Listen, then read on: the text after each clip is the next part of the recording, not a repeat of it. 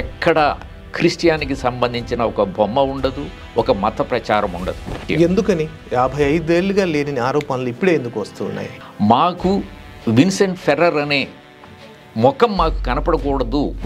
ఎందుకు అంత కక్ష అంటారు? అప్పుడు ఇందిరాగాంధీ గారు ఆయన పిలిచి, ఎందుకు మంగిలి అని ఒక సింగర్ ఉంది, మీకు బాగా తెలుసు, ఆ అమ్మాయి కూడా ఆర్డిటి చేసిన సాయం వల్లనే ఇప్పుడు మొత్తం ఈ నిధులు ఆగిపోవడం వల్ల ఏ కార్యక్రమాలకు ప్రధానంగా ఇబ్బంది కలుగుతుంది అనే ఉద్దేశంతో ఆయన ట్రాన్స్ఫర్ చేసేసారేమో. ఆయన అడ్డంగా ఉంటే ఎఫ్సిఆర్ఏ అని ఇక్కడ ఆపలేమేమో. ఎటువంటి ప్రలోభాలకు లేకోకుండా వాళ్ళంతకు వాళ్ళే ఛార్జీలు అన్ని పెట్టుకొని ఈ రోజు కలెక్టరేట్ వద్ద జరుగుతున్న మహాధర్నా ర్యాలీ కోసం ఆర్ట్స్ కాలేజ్ దగ్గర ఉన్నటువంటి గ్రౌండ్ లో గుమిగూడి అందరూ ఇప్పుడు ర్యాలీగా బయలుదేరి వెళ్లారు. ఒక విషయం చెప్పండి, ఇప్పుడు మొత్తం సేవ్ ఆర్డిటి ఉద్యమకారుల భవిష్యత్ కార్యాచరణ ఏంటి?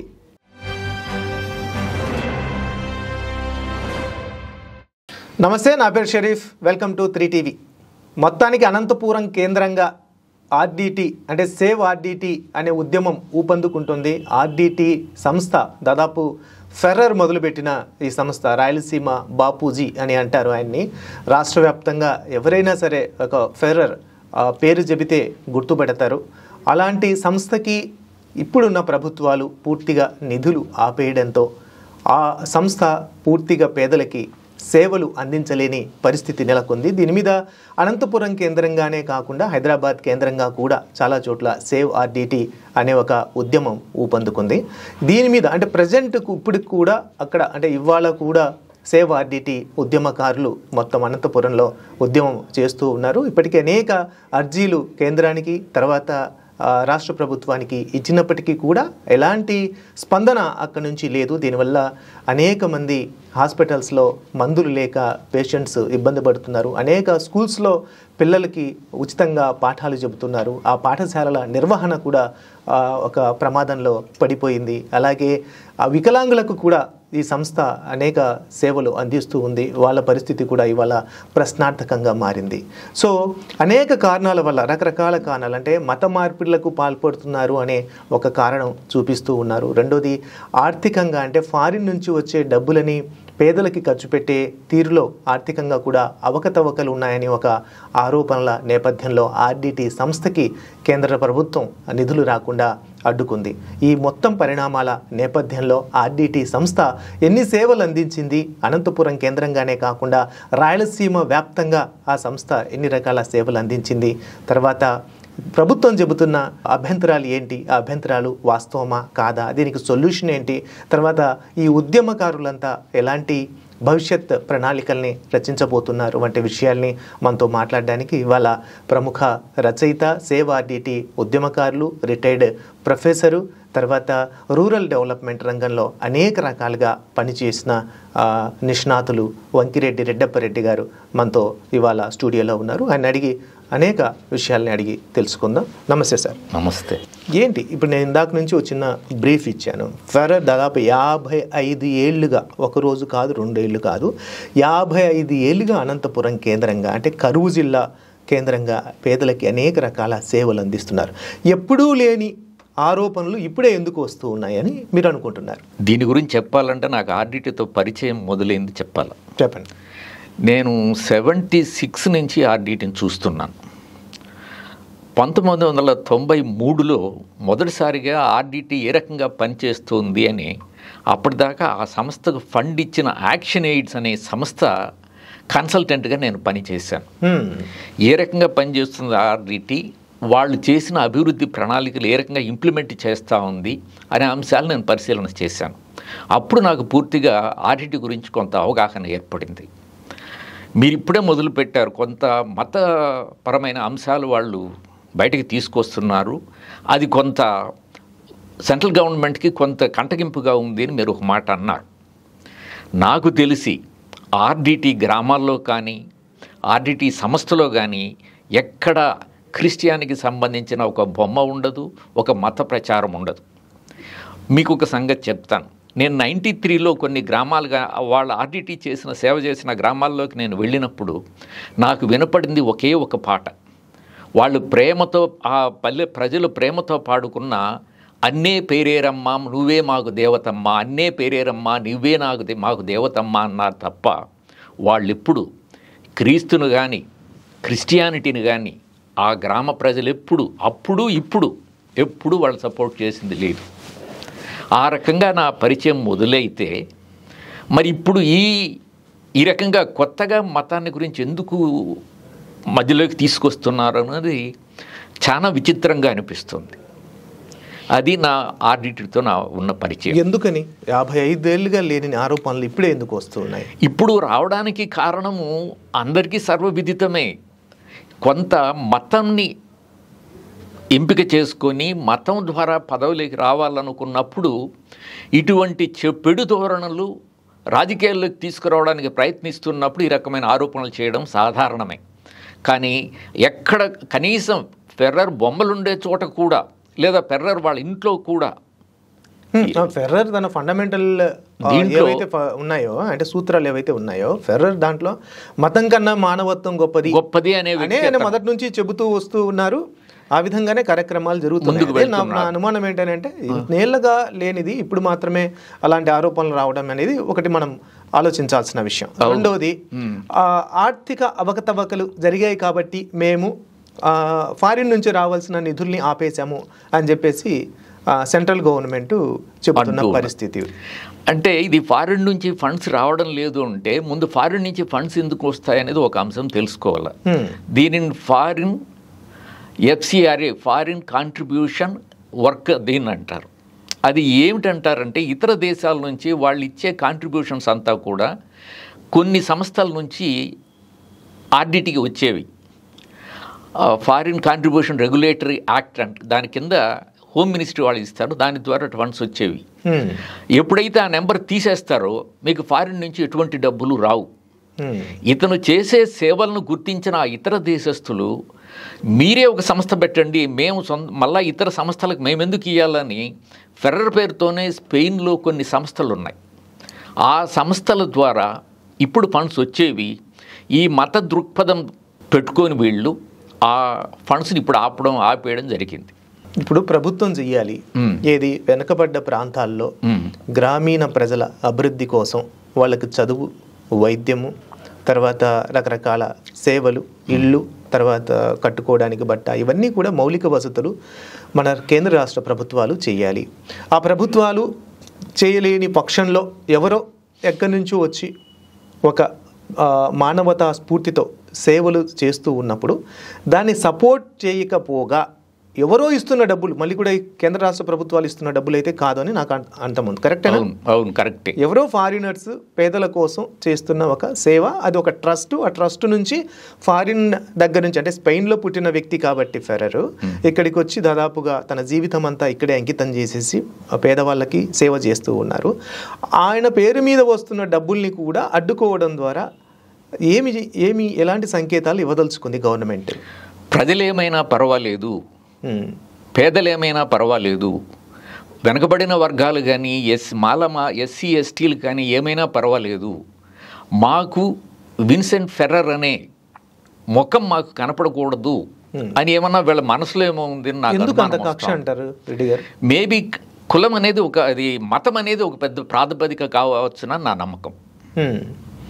గతంలో కూడా ఆయన్ని నాకు తెలిసి అంటే నాకు ఫెర్రర్ గురించి నేను కొద్దిగా చదువుకుంటే నాకు అర్థమైంది అంటే ఆయన నోబెల్కి నామినేట్ అయిన సంస్థ, ఆయన నెలకొల్పిన సంస్థ ఆర్డిటీ అంటే రాయలసీమ డెవలప్మెంట్ ట్రస్ట్. పూర్తిగా నీటి చుక్క కోసం లేక చాలా ఇబ్బంది పడుతున్న పేద ప్రజల్ని ఆదుకోవడానికి ఆయన అక్కడికి వచ్చి ఆర్డిటీ పెట్టారు. సత్యసాయి జిల్లాలో అనుకుంటాను, లేదు అనంతపురం జిల్లాలో. అనంతపురం జిల్లాలోనే అంటే ఇప్పుడు సత్యసాయి జిల్లా అయిందా కాదా? అనంతపురం జిల్లాలోనే ఉంది మొదలే. సో అంత పెద్ద పేరున్న మనిషికి తర్వాత ఈ నిధుల దుర్వినియోగం లేదంటే నిధులు దుర్వినియోగం చేశారు అని అంటే ఎట్లా చూడాలి ఆ విషయాన్ని? అంటే నిధుల దుర్వినియోగం అంటే చాలా మందికి తెలియనిది ఏమిటంటే ఫర్ ఎగ్జాంపుల్ నేను SK యూనివర్సిటీలో ఉన్నప్పుడు ఇంజనీరింగ్ కాలేజ్ కట్టాలనుకుంటే ఎవరిస్తారు? యూనివర్సిటీకి ఇంజనీరింగ్ కాలేజీకి సొంతంగా కట్టుకోలేదు, తన డబ్బులు తను పెట్టుకోలేదు. UGC వాళ్ళు డబ్బులు ఇవ్వరు. స్టేట్ గవర్నమెంట్ కూడా మా యూనివర్సిటీ తరఫున ఒక కాలేజీ కడతామంటే స్టేట్ గవర్నమెంట్ కూడా డబ్బులు ఇవ్వదు. వెంటనే ఇతను ఫెర్రర్ని అప్రోచ్ అయ్యారు. ఫాదర్ ఫెర్రర్ తన వద్ద ఉన్న ఫండ్స్ ఇచ్చాడు. అలాగే అనంతపూర్లో లైబ్రరీకి చాలా పాత బిల్డింగ్, ఎందుకు కొరగాని రకంగా ఎవరైనా మనిషి పడితే ఎప్పుడు మీద పడుతుంది అన్నంత పరిస్థితిలో ఉండేది. అటువంటి బిల్డింగ్ను ఆయన ఆ డబ్బులు ఇచ్చి దాన్ని చేశాడు. పోలీసులు ఏం చేశారు, సార్ మేమంతా మాకు మా ప్లేస్ అయితే ఉంది కానీ కట్టుకోవడానికి మాకు డబ్బులు స్టేట్ గవర్నమెంట్ నుంచి ఇవ్వడం లేదు అంటే వాళ్ళకు కూడా ఆయనే ఇచ్చి పోలీస్ వెల్ఫేర్ కాంప్లెక్స్లో ఉండే చాలా మొత్తాన్ని ఆయనే సమర్పించినాడు. ఆ రకంగా చూస్తే చాలా ప్రభుత్వ సంస్థలకు, ప్రభుత్వేతర సంస్థలకు ఎక్కడెక్కడ సమస్యలు ఉంటే ఒక్కొక్కసారి కలెక్టర్ అడుగుతాడు, సార్ పలానా చోట కరువు బీభత్సంగా ఉంది, మీరేదైనా సాయం చేయండి అంటే వీళ్ళు మాది ఎక్కడి నుంచి ఫండ్స్ వచ్చినాయని ఆలోచించలేదు. దేనికోసం వచ్చిన ముందుగా వాళ్ళ ఇంత గంజి పోస్తే చాలు. ఎందుకంటే అనంతపురం గంజి కేంద్రాలతో బతికిన ప్రాంతం అది. ఆ ప్రాంతాలను అభివృద్ధి చేయాలని, ఆ ప్రజలకు తిండి పెట్టాలని ప్రయత్నించిన వాడే తప్ప ఫెర్రరు మీరు అనుకున్నట్టు దాన్ని దుర్వినియోగం చేసిన తక్కువగా. సో ఏ ఉద్దేశం అయితే ఫండ్స్ వచ్చాయో ఆ ఉద్దేశానికి కాకుండా ఎమర్జెన్సీ కోసం, అది కూడా పేదల కోసమే ఖర్చు పెట్టారు అంటారు. అది కూడా ప్రభుత్వ ఉద్యోగుల ద్వారానో, అది కూడా కలెక్టరో లేదా డిస్ట్రిక్ట్ పోలీస్ ఆఫీసరో లేదా చుట్టుపక్కల ఉండే వైస్ ఛాన్సలర్లో అటువంటి వాళ్ళు అడిగితే ఆయన డబ్బులు ఇచ్చి ఉంటాడు తప్ప వేరే ఏ దుర్వినియోగానికి ఆయన పాల్పడలేదు నేను ఖచ్చితంగా నమ్ముతాను. అంత మాత్రాన దాని దుర్వినియోగం అంటే ఎట్లా? ఇప్పుడు నాకు ఒక్కసారి ఫెర్రర్ చరిత్ర ఒకసారి చెప్పండి. ఆయన స్పెయిన్ నుంచి నేరుగా అనంతపురానికి వచ్చారా, తర్వాత ముంబైకి కూడా వెళ్ళారు అని కూడా చెబుతారు. ఆయన బ్యాక్గ్రౌండ్ ఒకసారి చెప్తారా? యాక్చువల్గా స్పెయిన్లో ఆయన మతానికి సంబంధించిన ఒక పాస్టర్గా ట్రైన్ అయినాడు ఆయన. కానీ ఆయనకు ఎందుకో ఆ మతం పైన, తన పాస్టర్ ఉద్యోగం చేసే పనిపైన ఆయన నమ్మకం లేకపోయింది. నాకు పేదలతో కలవాలనే ఉద్దేశంతో ముందు నాగపూర్కి వచ్చాడు. నాగపూర్కి వచ్చి అక్కడ పేదలతో పనిచేయడం మొదలుపెట్టాడు. అది ఎటువంటి పేదలతో పనిచేయడం మొదలుపెట్టినాడంటే అధమ జాతితో, ఎవరైతే అధమ జాతులు ఉంటారో వాళ్ళ కూలీలందరినీ ఒక చోటికి చేర్చి మీరు ఈ రకంగా ఉంటే నలిగిపోతారని చెప్పి ఆయన నాగపూర్ చుట్టుపక్కల వ్యవసాయ కూలీలను, పేదలను ఒక్కడిగా చేయడం మొదలుపెట్టాడు. ఆయన మొదలుపెట్టినప్పుడు ఆ చుట్టుపక్కల ఉండే పెద్ద పెద్ద వాళ్ళంతా కలిపి ఆయన్ను భయపెట్టారు, చాలా ఇబ్బంది పెట్టారు. అప్పుడు ఇందిరాగాంధీ గారు ఆయన్ని పిలిచి, మీరింత సేవ చేస్తూ ఉంటే కూడా మీకు అడ్డు తగులుతుందని నేను గమనించినాను, కానీ మీకు ఇప్పుడు ఇటువంటి పరిస్థితుల్లో మీకేం చేయలేను, మీరు కాస్త ఈ ఊపులోనే ఏదైనా చేస్తే చెడ్డ పేరు వస్తుంది. అప్పుడే ఎలక్షన్స్ కూడా ఉన్నాయి వారికి. వెనక్కి పంపించారు, స్పెయిన్కి పంపించేశారు. మళ్ళీ ఇందిరాగాంధీ గారు ఆయన్ని పిలిచి, మీరు అంతకంటే నాగపూర్ ఏదైతే మీరు పేదరికం ఉంది అనుకుంటున్నారో అంతకంటే నిరుపేద జిల్లా ఇంకొకటి ఉంది. ఎందుకంటే జైసల్మేర్ కరువులో మొదటి ఊరైతే రెండవ జిల్లా మనకు అనంతపురం జిల్లా. అందుకనే అనంతపురం జిల్లాకి చెప్పి ఇందిరాగాంధీ ద్వారా పంపడం వల్ల వచ్చారు. అది ఫెర్రర్ గారి 1969 ప్రాంతంలో వచ్చారు. అనంతపూర్ వచ్చి మొదట ఏం చేశారు ఆయన? మొదట ఏం చేశారంటే ముందు గ్రామాలన్నీ తిరిగాడు ఆయన. తిరిగి ఏం చేశాడంటే వీళ్ళందరికీ కావాల్సిన అంశాలు ఏంటి మొదట అని చూస్తే హెల్త్ విషయంలో చాలా ఇబ్బందులు పడుతున్నారు ప్రజలు. వాళ్ళకి హెల్త్ విషయంలో అప్పటికి తనకు హాస్పిటల్ కట్టే అంత శక్తి లేదు. ఎందుకంటే సొంతంగా బయట నుంచి వచ్చిన వ్యక్తి, ఉద్యోగం ఏమీ లేని వ్యక్తి, ఆస్తులు ఏమీ లేని వ్యక్తి ఇక్కడికి వచ్చి ఏం చేయగలడు? ఏదైనా ఫండ్స్ వచ్చేంతవరకు ఏం చేశాడంటే చుట్టుపక్కల గ్రామాల్లో ఉండే చిన్న చిన్న దాయిస్ని ఆయనే ట్రైన్ చేశాడు. అంటే వాళ్ళకి ఎటువంటి జబ్బుల కంటే తలనొప్పులు కావచ్చు, లేదా మోకాళ్ళ నొప్పులు కావచ్చు, లేదంటే ఒళ్ళంత నొప్పులు అనేవాళ్ళు కావచ్చు, చిన్న చిన్న జ్వరాలు కావచ్చు, లేదా వాంతులు బేదులు కావచ్చు, ఇటువంటి చిన్న చిన్న జబ్బులకు కావాల్సిన మందులు ఇవ్వడానికి ప్రతి గ్రామంలోనూ ఒక దాయిని ట్రైన్ చేశారు వాళ్ళు. చాలా గ్రామాల్లో, ఎస్పెషల్లీ ఆయన మొదలుపెట్టింది కళ్యాణదుర్గ ప్రాంతంలో మొదటగా. ఈ రకంగా ముందు హెల్త్ ఫెసిలిటీస్ గ్రామంలోనే వాళ్ళుగా సమకూర్చుకునేటట్టుగా దాయిలకి ఇంత శాలరీ ఇస్తూ చాలా తక్కువగానే మందులు మాత్రం ఫ్రీగా ఇచ్చేవాడు. ఆ రకంగా వాళ్ళ మొదలైన హెల్త్ అంశము ఒక చిన్న హాస్పిటల్ కూడేరులో కడితే ఆ హాస్పిటల్ సరిపోలేదు వాళ్ళకి. మళ్ళీ హెల్త్ ఫండ్స్ రావడం మొదలుపెట్టిన తర్వాత హాస్పిటల్స్ని బాగా అనంతపూర్ జిల్లాకు కావాల్సినంత హాస్పిటల్స్ ఆయన విస్తారం చేశాడు. మొత్తం ఎన్ని హాస్పిటల్స్ కట్టారు? 3 పెద్ద, యాక్చువల్గా అయితే 5 హాస్పిటల్స్ మీకు కనపడతాయి. ఇప్పటికీ బత్తలపల్లి హాస్పిటల్ మేజర్ హాస్పిటల్, మీరు దానిలోకి పోతే ఎట్లా ఉంటుందంటే 4 గవర్నమెంట్ హాస్పిటల్స్ ఒక చోట చేరితే వాటి 4 గవర్నమెంట్ హాస్పిటల్స్కు ఒకటే ఎంట్రన్స్ ఉంటే ఎంత జనాభా ఉంటారో అంత జనాభా మీకు అక్కడ అంతా ఉచితమేనా? అంతా ఉచితమే. అంటే ఒక్కొక్క కార్డు కట్టించుకునేటప్పుడు ఒక్కొక్క రూపాయి కట్టించుకుంటారు, లోపలికి పోయినప్పుడు ఒక్కొక్క రూపాయి తీసుకుంటారు. పేదవాళ్ళకైతే అది కూడా తీసుకోరు, అంతా ఉచితమే. రూపాయి అంటే ఉచితం కింద లెక్క. ఈ రోజుల్లో రూపాయి అంటే వాళ్ళకు కూడా లెక్కలేని విధమే. కానీ మనం కూడా ఇంత ఇస్తున్నాము అంటారు మెయింటెనెన్స్. అదే కాకుండా ఎవరికైనా ఆరోగ్యం బాగుపోయి నేను తృప్తి పడినాను అన్నప్పుడు ఒక్కొక్కసారి వాళ్ళ డొనేషన్ బాక్స్ ఒకటి ఉంటుంది అక్కడ. ఆ డొనేషన్ బాక్స్లో 5 రూపాయలు 10 రూపాయలు నచ్చిన వాళ్ళకి నచ్చినంత వేసేసిపోతారు. తర్వాత స్కూల్స్ కూడా కట్టారని విన్నాను. స్కూల్స్ వాళ్ళు కట్టడం అనే దాంట్లో మొదలు పెడితే మొదటి రోజుల్లో వాళ్ళు ఏం చేశారంటే ఈ పిల్లల్ని ఏం చేయాలని, ఎట్లాగో గవర్నమెంట్ స్కూల్స్ లేని ఊళ్ళు ఉన్నాయి, గవర్నమెంట్ స్కూల్స్ ఉండే ఊర్లు కూడా ఉన్నాయి. ఆయా గ్రామాల్లో చిన్న చిన్న కొటాలు వేసి సాయంత్రం స్కూలు నడపడం ముందు అలవాటు చేశారు. అంటే ఈ స్కూళ్ళు ఉన్నా సరే అక్కడ ఏం పాఠాలు చెప్తున్నారో ఎట్లా చెప్తున్నారో వాళ్ళకు ఇబ్బందిగానే ఉండేది, వాళ్ళకేం చదువు వచ్చేది కాదు. ఈవినింగ్ ఇంటికి వస్తే అంత తిండి దొరికేది కాదు.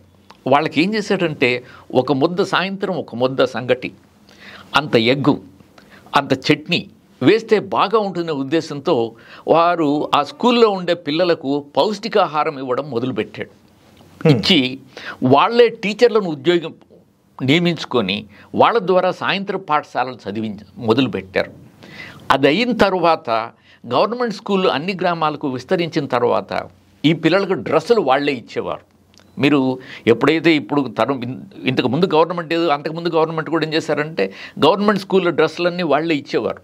కానీ అనంతపూర్లో మాత్రము ఆ పిల్లలకందరికీ, పేద పిల్లలకందరికీ వాళ్లే డ్రెస్సులు ఇచ్చేవాళ్ళు. అట్లాగే అందరికీ మధ్యాహ్నం భోజనాలు పెట్టేవాళ్ళు. సాయంత్రం అయితే అంత ఎగ్ ఇచ్చేవాళ్ళు, అంత పౌష్టికాహారం ఇచ్చేవాళ్ళు. వాళ్ళు అంత బెల్లము, అంత కొన్ని పౌష్టికాహారాలు వేసి ఆ పిల్లలకు అన్నం ఇస్తే అది తింటేనే ఆ పిల్లలు చక్కగా నిలబడుకోగలిగేవాళ్ళు.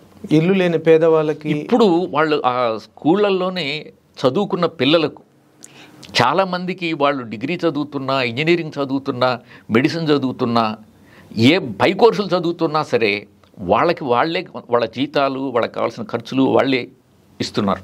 ఎందుకు, మంగిలి అని ఒక సింగర్ ఉంది, మీకు బాగా తెలుసు. ఆ అమ్మాయి కూడా ఆర్డిటి చేసిన సాయం వల్లనే ఆ అమ్మాయి తిరుపతికి వెళ్ళి చదువుకుంది. ఆ అమ్మాయి ఈరోజు చాలామంది ఆ అమ్మాయిది అనంతపురం ఎవరికి తెలియదు. ఆ అమ్మాయిది గుత్తి ప్రాంతం, తెలంగాణ గురించి ఎక్కువ. సేవ్ ఆర్డిటి ఉద్యమంలో ఆమె కూడా పాలు పంచుకుంటున్నారా? ఇప్పటి వరకు నాకైతే ఆమె గురించి తెలియదు, పాలు పంచుకుంటున్నారా లేదనేది. అది వాళ్ళు ఎడ్యుకేషన్కి చేస్తున్న సేవ. ఇంత సేవ చేయడంలో ఇప్పటికి 2000 మంది ఇతర దేశాల్లోనూ, ఇంజనీరింగ్ చదువుకున్న వాళ్ళు ఇతర దేశాల్లోనూ, ఇక్కడ రకరకాల ప్రభుత్వాల్లోనూ ఉద్యోగాలు చేస్తున్నారు. అంతకంటే గవర్నమెంట్ మాత్రం చేయగలదా ఇన్ని సేవలు? నాకు నచ్చింది ఏంటంటే, నేను ఒకసారి చదివాను, అదేంటంటే మొత్తము రైతులు బావులు తవ్వుకోవడం కోసం, అంటే 69 ఆ ప్రాంతంలో సహకార పద్ధతి, అంటే మీ పొలంలో మేము బావు తవ్వడానికి మిగతా రైతులంతా సహాయం చేస్తారు. వాళ్ళందరికీ ఆర్డిటి సంస్థ ఉచితంగా భోజనం పెడుతుంది. ఆర్డిటి సంస్థ పెట్టే భోజనాన్ని చేస్తూ మొత్తం సహకార పద్ధతిలో అందరూ వచ్చి తోటి రైతులంతా కలిసి ఏ రైతు పొలంలో బావి తవ్వుతున్నారో అతనికి సహాయం చేయాలి. ఇతని బావి పని పూర్తి అయిన తర్వాత ఇతను కూడా వేరే వాళ్ళ పొలంలో బావి తవ్వడానికి సహాయం చేయాలి. అంటే ఇప్పుడు పనికహార పథకం లాంటిది ఆ కాలంలోనే ఆయన మొదలుపెట్టారు అని చెప్పేసి నేను విన్నాను. అంటే ఆయన బావులు తవ్వే అంశమే కాకుండా పాత బావులు ఏమన్నా ఉంటే వాటిని రిపేర్ చేయడం, వాటికి నీటి వస్తువులు కల్పించడం. ఏ రకంగా అంటే ఎక్కడో ఎవరికి తెలియని సన్న వంక ఉంటుంది, అక్కడి నుంచి ఒక పైప్ వేసి బావిలోకి నీళ్లు పెట్టించేవాడు. లేదా ఒక రైతు పొలంలో ఎక్కడైతే బాగా గుంత ఉంటుందో ఆ గుంతలో నీళ్ళన్నీ ఉండేటట్టుగా ఆ గుంత చుట్టూ సిమెంట్ వేయించేవాడు. ఆ వేయించి పంటకు కావాల్సిన, అంటే వేరుశనగ పంటకు ప్రతిరోజు నీళ్ళు అవసరం లేదు. వేరుశనగ పంటకు చాలా క్రూషియల్ సమయము, ఇప్పుడు పూత పూస్తూ ఉంది, ఇప్పుడు గింజ పడతా ఉంది, ఈ సమయంలో వర్షం లేదంటే అక్కడుండే నీళ్లు వీడు తోలించుకునేవాళ్ళు. ఇప్పుడు మొత్తం ఈ నిధులు ఆగిపోవడం వల్ల ఏ కార్యక్రమాలకు ప్రధానంగా ఇబ్బంది కలుగుతుంది? మొత్తం హెల్త్ పూర్తిగా సర్వనాశనం అయిపోతుంది. ఎంతమంది పేషెంట్స్ ఉంటున్నారు ఏడాదికి? నేను ఎక్కడో చదివాను, దాదాపు 10 లక్షల మంది పేషెంట్స్ మీద ప్రభావం చూపిస్తుంది. నాకు తెలిసి ఒక 8.5 లక్ష 9 లక్షల మంది ప్రతి సంవత్సరం. వీళ్ళందరికీ మందులకు ఇబ్బంది అవుతుంది. అవుట్ పేషెంట్సే వీళ్ళు. ఇంకా ఇన్ పేషెంట్స్ చూస్తే 15 నుంచి 20,000 మంది ఉంటారు. ఈ 20,000 మందికి ఇన్ పేషెంట్స్కి వాళ్ళు ఏమైపోతారు? కాలిరినా అక్కడికే వెళ్తారు, డెలివరీ అయినా అక్కడికే వెళ్తారు, తర్వాత పోస్ట్ ఆపరేటివ్ కేర్ అయినా అక్కడికే వెళ్తారు, లేదా ఆపరేషన్స్ అంటే అక్కడికే వెళ్తారు, ఫ్యామిలీ ప్లానింగ్ అంటే అక్కడికే వెళ్తారు. మరి ఆర్డిటి సంస్థకు డబ్బులు ఆపేసింది సరే, ఎవరైతే దాని మీద ఆధారపడి ఉన్నారో వాళ్ళందరికీ ఏదైనా ప్రత్యామ్నాయ చర్యలు ప్రభుత్వాలు తీసుకుంటున్నామని హామీ ఇచ్చారా? ప్రత్యామ్నాయాలు చర్యలు తీసుకోవు, తీసుకునే పరిస్థితిలో కూడా గవర్నమెంట్ లేదు. మీ ఉద్దేశాన్ని గవర్నమెంట్ దృష్టికి తీసుకెళ్లారా? మా ఉద్దేశాన్ని ఏ రకంగా గవర్నమెంట్ దృష్టికి తీసుకెళ్ళామంటే, పండితులు, కవులు, రచయితలు, మేధావులు మేమందరము కలిసి స్టేట్ గవర్నమెంట్కి ఒక మెమరాండం తయారు చేసి అందరూ ఒక చోట మీటింగ్ ఒకరోజు ఇదే ఉద్దేశంతో ఒక మీటింగ్ పెట్టుకొని వాళ్లకు మెమరాండం కూడా సమర్పించినాం. ఆ మెమరాండం సమర్పించేంత వరకు స్టేట్ గవర్నమెంట్ మాకు తెలిసి చాలా పాజిటివ్గానే ఉండింది. కానీ ఇప్పుడు అంత పాజిటివ్గా ఉందన్న అనుమానం నాకు వస్తూ ఉంది. ఎందుకని ఇంత పాజిటివ్గా లేదని నాకు ఎందుకు అనుమానం వస్తూ ఉందంటే, మొన్న ఎప్పుడో ఒక 2-3 రోజుల క్రితము సేవ్ ఆర్డిటి అని ఒక 2,000-3,000 మంది మహిళలు కలెక్టరేట్ను ముట్టడించారు. ఆ ముట్టడించే క్రమంలో ముందు రోజు రాత్రి ఈ కలెక్టర్ తీసుకుపోయి ఈ పేపరు వాళ్ళు మాలాంటి వాళ్ళు ఇచ్చిన, మేమే కాకుండా మాలాంటి వాళ్ళు ఆ జిల్లాలో ఉండే చాలామందికి ఈ సంస్థ పైన పోతా ఉంది అంటే ఎంత కష్టాలు వస్తాయో అందరికీ తెలుసు. వీళ్ళందరూ కలిపి ఇచ్చిన లెటర్లని కలెక్టర్ కూడా స్టేట్ గవర్నమెంట్ దృష్టికి తీసుకెళ్ళాడని, అట్లాగే సెంట్రల్ గవర్నమెంట్ దృష్టికి కూడా తీసుకెళ్ళాడని, ఆయన ట్రాన్స్ఫర్ చేయించినట్లుగా ఇప్పుడు బయట రూమర్స్ వినపడుతూ ఉన్నాయి. అది నిజమని నేను కూడా నమ్ముతూ ఉన్నాను. అంటే ఇష్యూ మీద పాజిటివ్గా ఉన్నారు కాబట్టి కలెక్టర్ని మార్చారంటారా? కలెక్టర్ ఉద్దేశంలో ఈయనేమైనా ఆర్డిటి అంటే ఈయనకు కూడా ఎందుకు ప్రేమ? ప్రజలకైతే ప్రేమ ఉండొచ్చు, కానీ ఒక అడ్మినిస్ట్రేటివ్ ఆఫీసర్కి ఎందుకు ఉండాలి ఇంత ప్రేమ అనే ఉద్దేశంతో ఆయన ట్రాన్స్ఫర్ చేసేసారేమో. ఆయన అడ్డంగా ఉంటే ఎఫ్సిఆర్ఏని ఇక్కడ ఆపలేమేమో అనే అనుమానంతో ఆపినట్టుగా ఉంది నాకు. నా అనుమానం అయితే క్రీడలకు సంబంధించి కూడా, అంటే ఒక టెన్నిస్కి సంబంధించిన ఒక అకాడమీని కూడా అక్కడ పెట్టారు అని విన్నాను. దాని గురించి అక్కడ మామూలు స్టేడియం కాదు. మీరు దాన్ని చూస్తే మీకు హైదరాబాదు, వైజాగ్ లాంటి ప్రాంతాల్లో ఇటువంటి స్టేడియంలు ఉన్నాయే, కానీ అనంతపూర్లో అంత పేద జిల్లాలో అటువంటి స్టేడియం ఉండడమే చాలా విశేషం. నాదల్ ఎప్పుడైనా నాకు తెలిసి ఇక్కడికి వచ్చానాడా లేదా వైజాగ్ వచ్చినాడా నాకు అనుమానమే, కానీ నాదల్ అక్కడికి వచ్చాడు. ఆ ఊర్లో ఉండే నిరుపేద కుటుంబాల్లో నుంచి కొంత టెన్నిస్లో తమకు పరిచయం ఉందన్న వ్యక్తుల్ని తన దేశానికి తీసుకెళ్ళి తన సొంత ఖర్చులతో లేదా ఆర్డిటి వాళ్ళు ఇచ్చిన సపోర్ట్తో అక్కడ వాళ్ళకి ట్రైనింగ్ ఇస్తున్నాడు. అంటే నాదల్ చేసే సేవ, ఆర్డిటి చేసే సేవను గుర్తించకపోతే ఫెడరల్ నాదల్ అనంతపురం వరకు ఎందుకు వస్తాడు? ఆయన చేసే సేవలను కూడా ఇప్పుడు మనం ఆపేసినామంటే అనంతపురం జనాల్ని ఎవరు కాపాడలేరు. ఇక చూద్దాం. అంటే ఇవాళ కూడా అక్కడ ధర్నా జరుగుతోంది. తర్వాత సేవ్ ఆర్డిటి సంస్థ, మీరు కూడా సభ్యులు, సేవ్ ఆర్డిటి సంస్థ వాళ్ళు అక్కడ ధర్నా చేపట్టినట్టుగా తెలుస్తుంది. తర్వాత ఆయన అడవాల శేషగిరి రాయుడు ఆయన ఇప్పుడు ఒకసారి ఫోన్ లో నేను మాట్లాడతాను, ఆయనతో ఒకసారి మాట్లాడతాను. శేషగిరి గారు, హలో, చెప్పండి. ఏమండి, ఇప్పుడు ఇవాళ ధర్నా చేపట్టారు సేవ్ ఆర్డిటి సంస్థ ఆధ్వర్యంలో, సేవ్ ఆర్డిటి ఉద్యమకారులంతా ఆర్డిటి ఆధ్వర్యంలో కాదండి.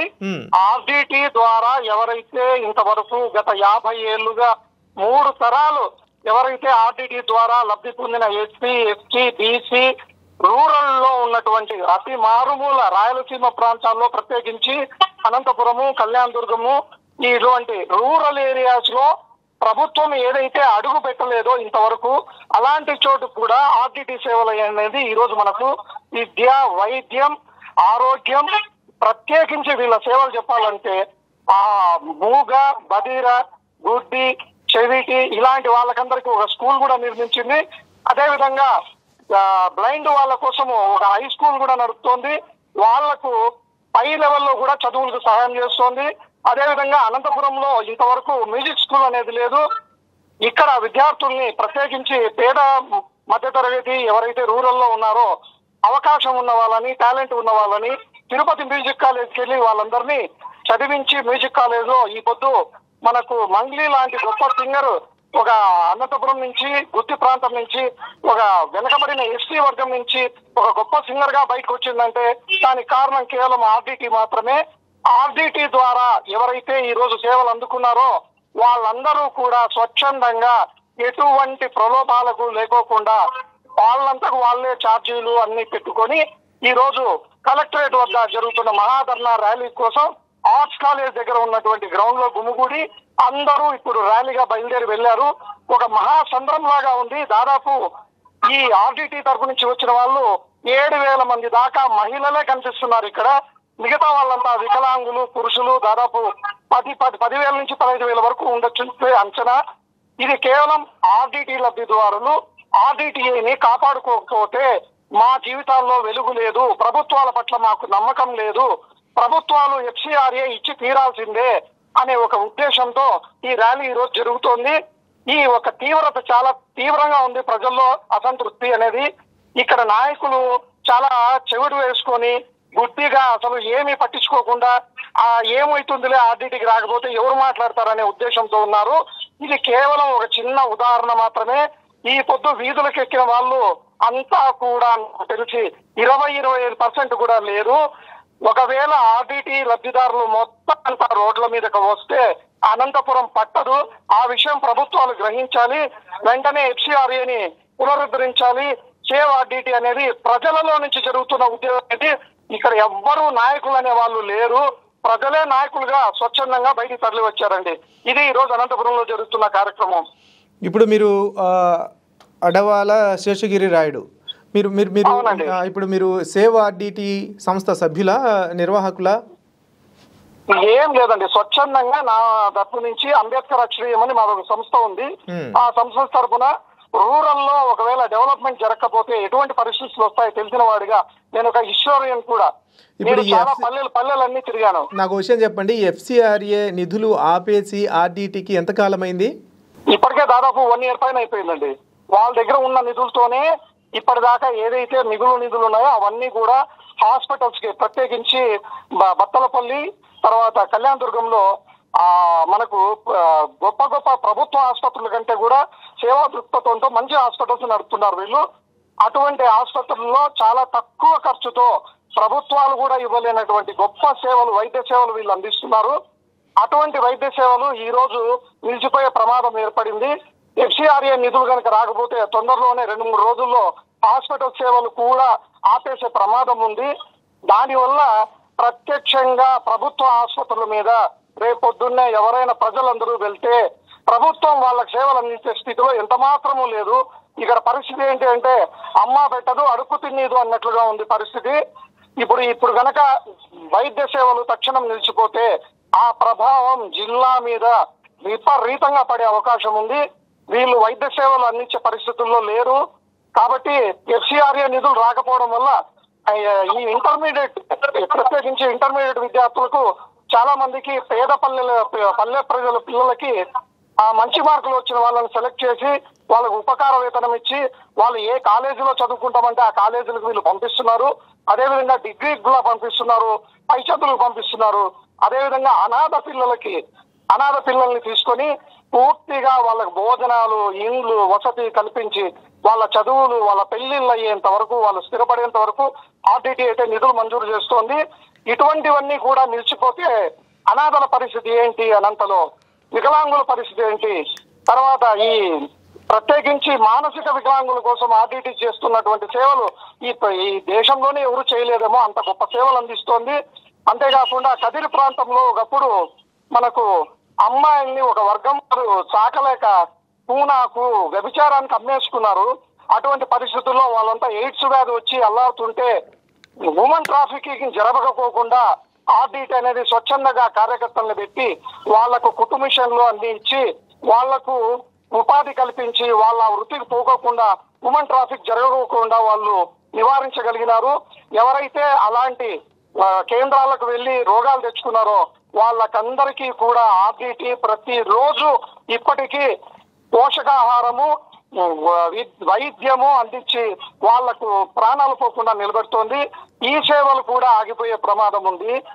అది మనం గుర్తించాల్సిన అవసరం ఉంది. అందుకే ఈ పొద్దు ప్రజల్లో చాలా పెద్ద ఎత్తున తిరుగుబాటు లాగా లాంటి వచ్చింది.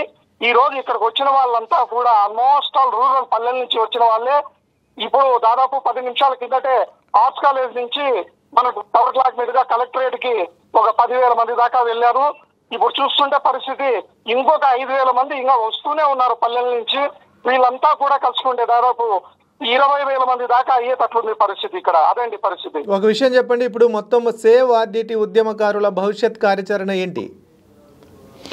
ప్రజెంట్ అయితే ఇది ఒక ఉదాహరణ మాత్రమే. త్వరలోనే వీళ్ళంతా ఒక కమిటీ వేసుకొని ఎమ్మెల్యేల ఎంపీలు ఎవరైతే ఇక్కడ ఈ పేద ప్రజల ఓట్లు పొంది ఈ రోజు వీళ్ళు ఏదైతే ఒక సంస్థ పొందుతున్నారో ఆ లబ్ధిను వీళ్ళకి అందకుండా చేసే ఏర్పాట్లు జరుగుతున్నాయని వీళ్ళు గుర్తించినారు. వీళ్ళెవరు లోకల్ ఎమ్మెల్యేలు కానీ ఎంపీలు కానీ నోరు ఇప్పడం లేదని చెప్పి వాళ్ళకు కూడా అర్థమైపోయింది. తొందరలోనే అతి తొందరలోనే 2-3 రోజుల్లో వారం లోపు వీళ్ళంతా కూడా అనంతపురం జిల్లాలోని ఎమ్మెల్యే ఎంపీల ఇళ్ల ముట్టడి చేయాలని చెప్పి వీళ్ళు భావిస్తున్నారండి. థ్యాంక్ యూ సో మచ్ అండి అక్కడ నుంచి అప్డేట్ అందించినందుకు. మనకు స్టూడియోలో రెడ్డప్పరెడ్డి ఉన్నారు, తర్వాత వంకిరెడ్డి రెడ్డప్ప అన్న. ఇప్పుడు మీరు విన్నారు అక్కడ నుంచి గ్రౌండ్ లెవెల్లో జరుగుతున్న సిచ్యువేషన్ కూడా ఎట్లా జరుగుతోంది ఏంటి అని చెప్పేసి శేషగిరి రాయుడు మనకు పూర్తిగా డీటెయిల్స్ అందిస్తూ ఉన్నారు. సో మొత్తం మీద ప్రత్యామ్నాయ చర్యలైనా ప్రభుత్వాలు తీసుకోవాలి, లేదా FCRA నిధులైనా కూడా పునరుద్ధరించాలి, లేదా ఆ నిధులైనా కూడా వచ్చేటట్లు చేయాల్సిన అవసరం ఉంది. తర్వాత ప్రభుత్వం అంటే రాష్ట్ర ప్రభుత్వం నుంచి మీకు ఏమైనా స్పందన ఏదైనా వచ్చిందా? ఎటువంటి స్పందన ఒకానొక రోజుల్లో కొంచెం పాజిటివ్గా స్పందన వినిపించింది, కానీ ఇప్పుడు పూర్తిగా దాని గురించిన నిర్లక్ష్యం కనపడతా ఉంది. అంటే ఇప్పుడు నిధులు ఆగిపోవడం వెనక పూర్తిగా సెంట్రల్ గవర్నమెంట్కి సంబంధించిన నిర్ణయమే తప్ప, సెంట్రల్ గవర్నమెంట్కి సంబంధించిన నిర్ణయమే కావచ్చు, కానీ తను భాగస్వామి కదా ఇప్పుడు మన రాష్ట్రంలో ఉండే పార్టీ సెంట్రల్ గవర్నమెంట్. ఇంతమందికి లక్షలాది మందికి మేలు జరుగుతున్న ఒక సంస్థకి నిధులు ఆగిపోతే చర్యలు తీసుకోవాల్సిన బాధ్యత స్థానికంగా ఉన్న ఎమ్మెల్యేలకి ప్రజాప్రతినిధులకి ఉంటుంది, అలాగే ప్రభుత్వానికి కూడా దీని మీద బాధ్యత ఉంటుంది. మరి నిజమే, కానీ లీడర్లకు అంత బాధ్యత ఉంటుంది, కానీ ఇప్పుడిప్పుడే ఎలక్షన్లు లేవు. పోతే ఈ పేద ప్రజలందరూ మేము ఇచ్చే చిన్న చిన్న ప్రోగ్రాములకు అలవాటు పడిపోయి మాకు ఓట్లేస్తారు అనుకున్నారే, కానీ ఆర్డిటి లాంటి సంస్థను మూసివేయిస్తే అప్పుడు కేవలం చెంపదెబ్బ పడదు. వీళ్ళకి చెంపదెబ్బ గోడ దెబ్బ 2 పడతాయి ఈ నాయకులకు. ఆ సంగతి ఈ నాయకులు గుర్తించలేదు. అందుకనే రాష్ట్ర గవర్నమెంట్ దగ్గరికి వెళ్ళి వీళ్ళందరూ కలిపి ఎందుకు పోరాడడం లేదు, మేమందరం రిజైన్ చేస్తామని ఎందుకు అడగడం లేదు, నాకు చాలా విచిత్రంగా అనిపిస్తుంది. ఇప్పుడు తెలుగుదేశం పార్టీ అంటే బీజేపీ గవర్నమెంట్లోనే పార్టీ అది. కాబట్టి వాళ్ళని ఫోర్స్ చేయలేనప్పుడు అనంతపూర్ జిల్లాలో ఉండే రాజకీయ నాయకులందరూ వెళ్ళి ఎందుకు రాష్ట్ర గవర్నమెంట్ను ఫోర్స్ చేయడం లేదు, అదే రకంగా సెంట్రల్ గవర్నమెంట్ ఎందుకు ఫోర్స్ చేయడం లేదు. ఇప్పుడు రాష్ట్ర గవర్నమెంట్లో ఉన్న ఒక వీక్నెస్ ఏంటంటే మేము చేయకపోయినా పర్వాలేదు అని వాళ్ళకి నమ్మకంగా ఉంది. మేముండేది ఎంతకాలము, ఒకవేళ మేము ఉన్నా సరే మాకేం నష్టం, ఆర్డిటి పోతే మాకేం నష్టం అని. ఆర్డిటి పోతే గవర్నమెంట్కి కాదు నష్టం, గ్రామ ప్రాంతాల్లో ఉండే అనంతపూర్ ప్రజలకు నష్టం.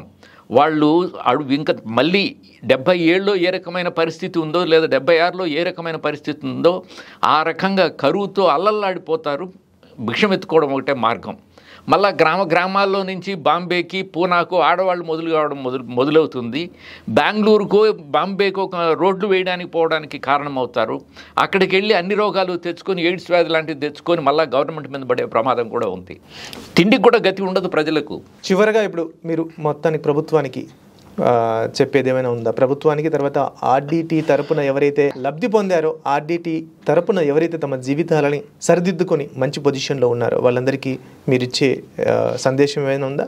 ప్రభుత్వానికి, ప్రత్యేకించి రాష్ట్ర ప్రభుత్వానికి, కేంద్ర ప్రభుత్వానికి నేను చెప్పాలనుకున్న మాట ఏంటంటే, ఫారిన్ కాంట్రిబ్యూషన్ రెగ్యులేటరీ యాక్ట్, ఒకవేళ ఏదైనా సరే ఆర్డిటిలో ఈ తప్పులు జరిగినాయని అనుకుంటే ఇప్పటి వరకు జరిగిన తప్పులను వాళ్ళు సొంతంగా వాళ్ళ కోసం ఏ తప్పు చేయలేదు, ప్రజల కోసమే చేశారు, దీనికోసం ఇచ్చిన డబ్బులు ఎమర్జెన్సీగా దీనికోసం ఖర్చు పెట్టారని ఒక చిన్న మన్నింపు ఇచ్చి ఇప్పుడున్న ఫారిన్ కాంట్రిబ్యూషన్ రెగ్యులేటరీ యాక్ట్ కిందనే ఇప్పుడున్న నెంబర్ను మళ్ళీ తిరిగి కేటాయించడము లేదా ఒక కొత్త నెంబర్ను కేటాయించి అనంతపూర్ ప్రజలను రక్షించాలన్నది నాకు రాష్ట్ర ప్రభుత్వానికి కేంద్ర ప్రభుత్వానికి చేయాలనుకున్న విజ్ఞాపన. ఇది కాకుండా గ్రామాల్లో తిండి లేకుండా ఎదిగి ఆర్టీటీ సహాయంతో ఎదిగి బయట దేశాల్లోనా బయట రాష్ట్రాల్లోనో రాష్ట్ర గవర్నమెంట్లోనో అధికారాలు పొందిన లేదా ఉద్యోగాలు పొందిన వ్యక్తులంతా తమకు ఏ పాటి వీలున్నా సరే అనంతపూర్ వరకు వచ్చి లేదా అనంతపూర్లో జరిగే ఈ ఉద్యమానికి తమ తోడ్పాటు ఇవ్వాలి, దాన్ని ఎఫ్సిఆర్ఏ తప్పకుండా రావాలి, వస్తే తప్ప ఆర్డీటీ బతకదు, ఆర్డీటీ లేకపోతే ఆ ఊరి ప్రజలకు మళ్ళా బతకలేరు, అడుక్కు తినడమే వాళ్ళకు మిగలబోయే వృత్తి. 77లో పెద్ద కరువులో ఏ రకంగా అయితే గంజి కేంద్రాలు వచ్చినాయో, ఏ రకంగా అయితే అందరూ బియ్యము రాగులు సన్నలు పంచినారో ఆ రకమైన అంతకంటే దౌర్భాగ్యమైన పరిస్థితి ఇప్పుడు ఆర్డీటీ కనుక నిలిచిపోతే అదే పరిస్థితి ఎదురవుతుంది. ఇదే నేను చెప్పదలుచుకున్నది. థ్యాంక్ యూ సో మచ్ అండి. ఇది సేవ్ ఆర్డీటీ సంస్థ ఉద్యమకారులకి సంబంధించిన సమాచారము. మొత్తానికి అది సేవ్ ఆర్డీటీ సంస్థ అనేది అక్కడ ఎవరిని అడిగినా కూడా అనంతపురం, రాయలసీమ, తెలంగాణలో కూడా కొన్ని చోట్ల వాళ్ళ సేవా కార్యక్రమాలు విస్తరించాయి. ఎవరిని అడిగినా కూడా ఫెర్రర్ అని అంటే అతను తన జీవితాన్ని సేవ కోసం అంకితం చేసిన వ్యక్తిగా చెప్తారు. మన భారత రాష్ట్రపతి అవార్డు కూడా ఆయనకు వచ్చింది, నోబెల్కి కూడా ఆయన నామినేటెడ్ అయ్యారు. ఈ రెండు సంఘటనలే మనకు అర్థమైపోతాయి ఆయన ఏ స్థాయిలో అంటే ప్రపంచ స్థాయిలో సేవా రంగంలో ఏ విధంగా గుర్తింపు పొందారు అని చెప్పేసి. బట్ అలాంటి సంస్థ 55 ఏళ్లుగా ఒక కరువు ప్రాంతంలో నిరాటంకంగా నిర్విఘ్నంగా సేవలు అందిస్తున్న సంస్థ ఇవాళ మమ్మల్ని ఆదుకోండి లేదంటే పేద ప్రజలంతా అన్యాయం అయిపోతారు అని ఒక చాలా బేలగా నోరెత్తి అడగాల్సిన పరిస్థితి ఉంది. దీని మీద కేంద్ర రాష్ట్ర ప్రభుత్వాలు వీలైనంత తొందరగా చర్యలు తీసుకుంటాయని ఆశిద్దాం. Thank you so much. నమస్తే.